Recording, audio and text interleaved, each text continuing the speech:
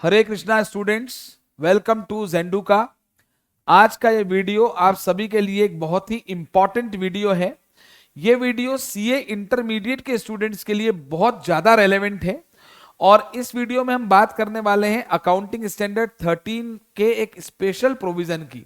जैसा कि हम सभी जानते हैं कि एस 13 इन्वेस्टमेंट की अकाउंटिंग पर एप्लीकेबल है, तो उसमें एक बहुत ही इंपॉर्टेंट ट्रीटमेंट है, अकाउंटिंग ट्रीटमेंट है कि अगर आपने राइट सेल किए, सेल ऑफ राइट किया, तो उसको बेचने पर जो मिलेगा that is proceed from sale of right, उसका क्या ट्रीटमेंट होगा। तो हम आज उसी पर बात करने वाले हैं।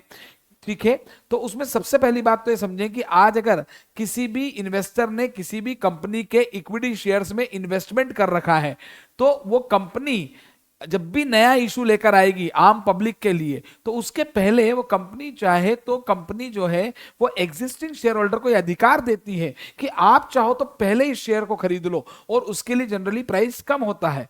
तो इस तरह के अधिकार को हम कहते हैं राइट। मतलब एग्जिस्टिंग शेयर होल्डर के पास राइट होता है, अधिकार होता है कि वो उन शेयर्स को सस्ते प्राइस पर खरीद सकता है। और इसमें दूसरी दो बातें होती है। एक तो ये कि मैं एग्जिस्टिंग शेयर होल्डर हूं, तो मैं उस राइट का उपयोग करूं, मतलब फिर मैं वो राइट शेयर्स यानी शेयर्स को सस्ते में खरीदूं। तो ये होते राइट अलग है, राइट यानी अधिकार, और राइट का उपयोग करके शेयर्स खरीदना वो अलग है, that is called right shares. तो वो राइट शेयर्स मैंने खरीदे, मैं उनको बाद में बेचूंगा, तो वो तो कहलाएगा सेल ऑफ राइट शेयर्स, है ना। हमने इक्विटी शेयर्स खरीदे बेचे, हमने राइट शेयर्स खरीदे बेचे। हम इस वीडियो में उसकी बात नहीं कर रहे हैं, हम ये बात कर रहे हैं कि मैं as a existing shareholder, मेरे पास अधिकार है कि मैं उस कंपनी के शेयर सस्ते में खरीद सकता हूं। तो मैंने उस अधिकार का उपयोग करके शेयर्स नहीं खरीदे, मैंने उस अधिकार को किसी और को बेच दिया। यस, उसको लॉ में कहते हैं ट्रांसफर ऑफ राइट। राइट को रिनाउंस कर देना, किसी और के फेवर में कर देना। मतलब मैंने वो राइट का उपयोग ना करके मेरे पास जो अधिकार था मान लीजिए आपको दे दिया, तो अब आप वो शेयर खरीद सकते हैं उस प्राइस पर जिस पे वो मुझे मिल रहा था, और डेफिनेटली इसके बदले में मैं आपसे कुछ पैसा लूंगा, तो ये कहलाएगा proceed from sale of right.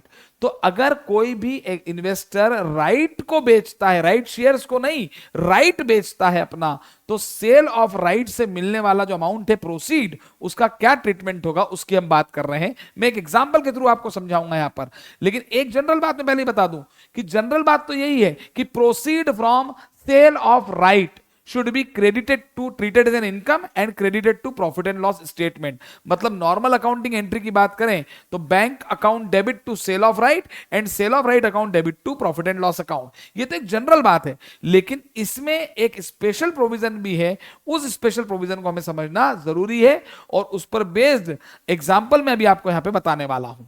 ठीक है, तो जरा देखिए हमारा जो आज का टॉपिक है that is proceeds from sale of right. इसका हम अकाउंटिंग ट्रीटमेंट पढ़ने वाले हैं। तो सर इसमें आप क्या पढ़ाने वाले हो, तो मैंने कहा भाई देखो बड़ी सिंपल सी बात है, जरा यहां पर देख लेना, इस एग्जांपल से आपको सारी बातें क्लियर होगी। पहले मैं एक सिंपल एग्जांपल यहां ले लेता हूं जिसमें मैं कोई भी डिटेल यहां पे नहीं लूंगा। मान लीजिए मैंने किसी कंपनी के 200 शेयर्स खरीदे, और वो शेयर्स मान लेते हैं मैंने 70,000 रुपीज, वो उसकी नॉमिनल वैल्यू कुछ भी हो, मैंने आज इन्वेस्टमेंट ओपन मार्केट से खरीदे, 70,000 रुपीज में खरीदे, और मेरे पास मान लीजिए 1:1 का राइट है कि मैं जो है एक के बदले में एक मुझे शेयर्स लेने का अधिकार होगा। ठीक है, अब मान लीजिए वो अधिकार मैंने एक्सरसाइज नहीं किया, 1:1 का राइट इशू होगा, और ये अधिकार मेरे पास है, पर मैं इस अधिकार का उपयोग नहीं कर रहा हूं। सपोज मान लीजिए क्वेश्चन में और कोई इंफॉर्मेशन नहीं है और लिखा है कि सेल ऑफ राइट, ये तो इसकी एंट्री तो 70,000 की एंट्री हो जाएगी investment account debit to bank. अब मैंने नए शेयर्स खरीदे ही नहीं, मैं चाहूंगा तो 200 शेयर, मेरे पास ऑप्शन है, कंपनी अब जब भी नए इशू करेगी तो 200 शेयर मैं खरीद सकता हूं सस्ती प्राइस पर वो नहीं खरीद रहा मैं। सेल ऑफ राइट, मैंने इस अधिकार को ही बेच दिया, और इस अधिकार को बेच के सपोज मान लेते हैं फॉर एग्जाम्पल मैंने 12,000 रुपीज मुझे मिल गए सपोज। तो अगर और कोई इंफॉर्मेशन नहीं है तो नॉर्मल अकाउंटिंग एंट्री तो ये होगी bank account debit to sale of right account. Bank balance नाम की असेट बढ़ गई डेबिट, और सेल ऑफ राइट नाम की इनकम बढ़ गई क्रेडिट, और ये 12,000 है, और अल्टीमेटली सेल ऑफ राइट का अकाउंट जो है बंद हो जाएगा, और account debit to profit and loss account, profit and loss में हो जाएगा। मतलब एज पर अकाउंटिंग स्टैंडर्ड 13 जो जनरल प्रोविजन है वो तो ये है कि proceed from sale of right should be credited to profit and loss account. लेकिन इसमें एक स्पेशल केस है जो हमको ध्यान से समझना है, वो ये है कि A13 ये कहता है कि जब भी आप किसी कंपनी के शेयर्स एक्वायर करते हो, यहां से कहानी शुरू हो रही है, बड़ा जरा ध्यान समझें। जब भी आप किसी कंपनी के शेयर्स एक्वायर करते हो cum right basis, oh my god sir ये क्या है कम राइट बेसिस? इसका मतलब समझिए कि जिस दिन वो शेयर इश्यू हुए थे, जिस दिन आपके पास वो शेयर्स आए थे, आपने खरीदे थे, तो आपको मालूम था, कंपनी ने इश्यू करते वक्त ही बोला था कि हम इस पर राइट देंगे। भाई एक तो ये है कि कभी भी कंपनी राइट अनाउंस कर दे, वो तो कंपनी के पास ऑप्शन होता है, लेकिन नो, इशू करते वक्त ही कंपनी ने कह दिया था कि भाई इस पे आपको भविष्य में जब भी शेयर इश्यू होंगे तो आप एग्जिस्टिंग शेयर होल्डर हो, आपको पहले मौका देंगे और आपको हम कम कीमत पे वो शेयर देंगे। तो जब भी आपने शेयर्स एक्वायर किए कम राइट बेसिस पर, ठीक है ना, और ऑब्वियसली एक्वायर किए होंगे तो उसकी कोई कॉस्ट आई होगी, ठीक है। अब कॉस्ट आ गई, मान लीजिए 70,000 रुपीज में आपने शेयर्स खरीदे, मैं वही एग्जांपल ले रहा हूं, ये शेयर्स आपने 70,000 में खरीदे, लेकिन किस बेसिस पे खरीदे? कम राइट बेसिस पर। कम राइट का मतलब क्या है कि जिस दिन शेयर्स इश्यू हुए, जिस दिन आपके पास वो शेयर आए, मतलब आप उसी वक्त वो क्लियर था कि भविष्य में कंपनी जो है वो इस पर आपको अधिकार देगी। मान लीजिए 1:1 का अधिकार है, मान लो आपने पहले 200 शेयर्स खरीदे थे, जो भी नंबर्स पे मत जाइए, 200 शेयर्स खरीदे थे, तो अभी भी आपके पास 200 शेयर्स खरीदने का अधिकार है, ठीक है ना, 1:1 रेशो मैंने लिया है। तो AS13 कहता है कि जब भी आपने कोई शेयर्स कम राइट बेसिस खरीदे और बाद में वो हो गए एक्स राइट, सर ये क्या है एक्स राइट? बिल्कुल सही बात है भाई, एक्स राइट का मतलब ये है कि आज कंपनी ने आपको ऑप्शन दिया कि आप एक के बदले में एक शेयर्स खरीद सकते हो, तो ये राइट, ये अधिकार आपके पास है, राइट आपके पास है कि आप फर्दर शेयर्स खरीद सकते हो। अब मान लीजिए वो राइट आपने एक्सरसाइज कर लिया, आपने 200 के बदले में नए 200 शेयर खरीद लिए, या आपने नहीं खरीदे, आपने अधिकार किसी और को बेच दिया और वो उसने खरीद लिए, ठीक है ना। तो ये जब राइट इशू खत्म हो जाता है तो उसको बोलते हैं एक्स राइट। अब राइट नहीं रहा, अब आगे फर्दर राइट नहीं है। एक बार 200 के बदले में 1:1 लिखा है तो 200 शेयर आप लेने के अधिकारी थे।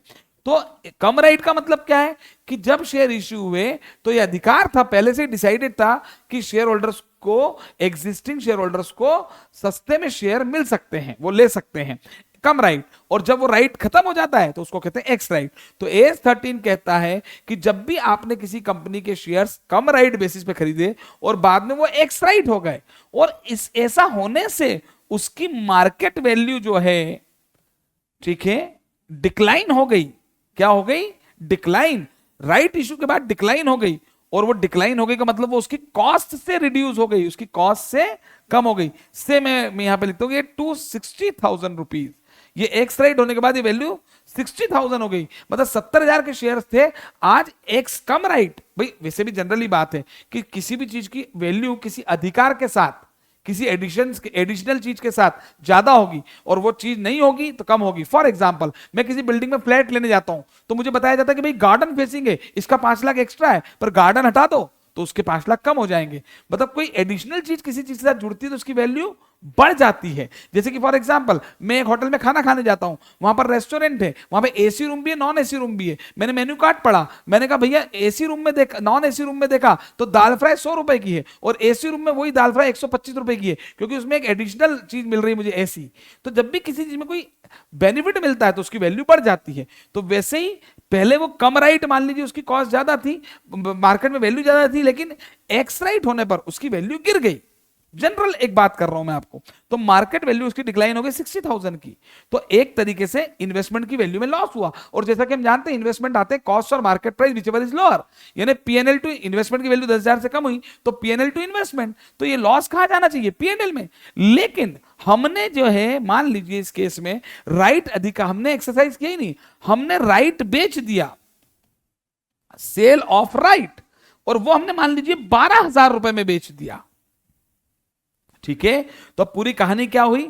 हमने शेयर्स खरीदे, जब हमारे पास शेयर आए तो हमारे पास कम राइट बेसिस पे थे, मतलब हमारे पास अधिकार था, हमारे पास पहले से ही क्लियर था कि राइट शेयर्स हमको मिल सकते हैं। कंपनी ने राइट अनाउंस किया पर हमने राइट को एक्सरसाइज नहीं किया, हमने वो राइट किसी और को बेचा और हमें 12,000 रुपए ले लिए, और उसी के बाद जैसे ही वो एक्स राइट हुए वैसे ही उसकी वैल्यू 10,000 से कम हो गई।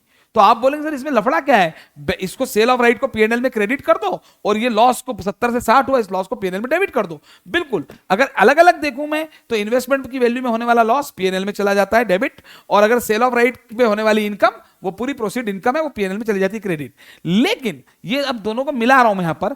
A13 कहता है कि अगर जो है कोई भी शेयर आपने कम राइट बेसिस पे खरीदा था और बाद में वो एक्सराइट हुआ और उस एक्सराइट होने के बाद उसकी मार्केट वैल्यू डिक्लाइन हो गई तो फिर अगर आपने वो राइट एक्सरसाइज नहीं किया और आपने राइट भी बेच दिया, तो फिर जो मार्केट वैल्यू डिक्लाइन हुई है उसको पीएनएल में मत भेजो उतनी। भाई बात तो वही है ना, 12,000 की इनकम पीएनएल में भेजोगे और 10,000 रुपए का लॉस पीएनएल में भेजोगे तो नेट तो 2,000 ही पीएनएल में गया। तो वो ये कह रहे हैं कि सेल ऑफ राइट की इनकम से इस लॉस को एडजस्ट कर लो, बस इतनी सी बात है। मतलब अगर ये प्रोविजन नहीं होता तो ये 12,000 पीएनएल में क्रेडिट, ये 10,000 का लॉस पीएनएल में डेबिट। लेकिन अब एंट्री होगी बैंक बैलेंस नाम की असेट बढ़ गई debit 12,000 to sale of right account 12,000, 12,000 रुपए की इनकम हो गई। लेकिन सेल ऑफ राइट नाम की इनकम को हमने कम कर दिया डेबिट, हमने पीएनएल में केवल कितना भेजना है 2,000। यह हम पहले बोल लें कि पहले हम इन्वेस्टमेंट की कॉस्ट को कम कर देते हैं। ऊपर एंट्री हुई थी इन्वेस्टमेंट टू बैंक, कितने से पहली एंट्री हुई होगी, ये वाली जो एंट्री होगी investment account debit to bank account, ये हमारी 70,000 से हुई होगी। अब इसको 60 पे लाना है तो पीएनएल टू इन्वेस्टमेंट की जगह हमने राइट की इनकम से उसे कम कर दिया, तो इन्वेस्टमेंट क्रेडिट हो गए, एसेट कम हो गई क्रेडिट 10,000, और अब जो बचा हुआ है वो प्रॉफिट एंड लॉस अकाउंट में चला जाएगा। तो स्पेशल प्रोविजन यही है कि AS13 में सेल ऑफ राइट की इनकम को वैसे तो पीएनएल में भेजते हैं if nothing is mentioned in the problem, लेकिन अगर क्वेश्चन में मेंशन्ड है कि कोई भी इन्वेस्टमेंट आपने कम राइट बेसिस पे खरीदा था, बाद में वो एक्सराइट हुआ और एक्सराइट होने के बाद उसकी मार्केट वैल्यू डिक्लाइन हो गई, कॉस्ट से कम हो गई, तो फिर आपको वो जो लॉस है उसको पीएनएल में ना भेजकर उसको सेल ऑफ राइट की इनकम से सेट ऑफ करना है, और उसके बाद भी कोई सेल ऑफ राइट की इनकम बच जाती है, जैसे 2,000 बच गए, तो वो प्रॉफिट एंड लॉस अकाउंट में जाएगा, क्रेडिट हो जाएगा। ठीक है, तो all the very best of luck, bye bye.